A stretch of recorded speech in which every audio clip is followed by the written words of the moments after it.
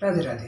आज आम जानिबा श्रीमद् भगवद गीता अध्याय 1, 11 और 12। अयनेषु च सर्वेषु यथा भागम वस्थिताः भीष्ममेव विरक्षन्तु भवतः सर्व एव हि। एही श्लोक रे दुर्योधन निजर गुरु द्रोणाचार्य को कहउचंती कि हे ब्राह्मण श्रेष्ठ, आपण युद्ध और व्यूह रचना करिबारे निपुण और पारंगम अटंती। आपनको मोर अनुरोध, मोर समस्त सैन्यगण को व्यवहार करी व्यूह रचना करी पितामह भीष्म को सबु दिगरु सुरक्षा दियंतु, कारण पितामह भीष्म अजय और अमर अटंती।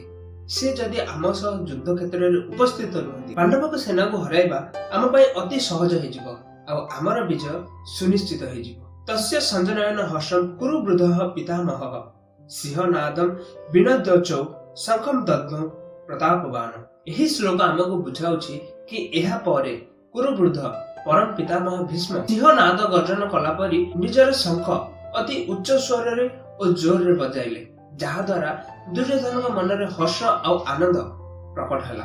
वीडियो जदि भल लागुछि ताहा लाइक करंतु, शेयर करंतु और आपनक मतामत कमेंट सेक्शन रे जणाନ୍ତୁ। और एही परी सहज भाव रे श्रीमद् भगवद गीतार समस्त श्लोक को बुझिबा पई आम चैनल को सब्सक्राइब करंतु। राधे राधे।